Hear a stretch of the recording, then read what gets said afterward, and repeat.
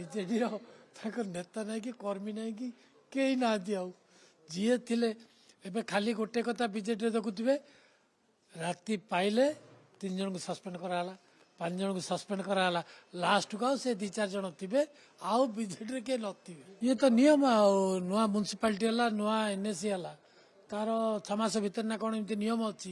ଯେଉଁଦିନ ସେତିକି ଭିତରେ ନିର୍ବାଚନ କରିବା ପାଇଁ ସରକାର ବାଧ୍ୟ। ଆଉ ନିର୍ବାଚନ କମିଶନ ଲେଖିକି ଦେଇଦେଲେଣି, ନିର୍ବାଚନ ବାଧ୍ୟ ହେବ।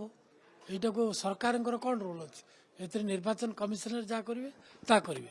ଚିଫ୍ ଇଲେକ୍ଟୋରାଲ ଅଫିସର ଓଡ଼ିଶା ପାଇଁ ଯେଉଁ ଅଛନ୍ତି, ସେ ତାର ନୂଆ ମ୍ୟୁନିସିପାଲିଟି, ନୂଆ ଏନ୍ଏସି ଯାହା ଅଛି ସେ ତାଙ୍କର ନିର୍ବାଚନ କରିବେ। We are ready.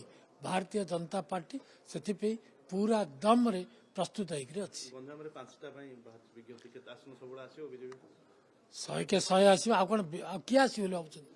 ମାର୍କେଟରେ କିଏ ଅଛି କି? ଆପଣମାନେ ଦେଖୁଛନ୍ତି କାହାକୁ?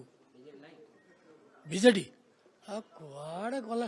ଏଟା କହିକରି ତାଙ୍କୁ ଟିକେ ଉପରକୁ ଉଠେଇବା ପାଇଁ ଚାହୁଁଛନ୍ତି କି?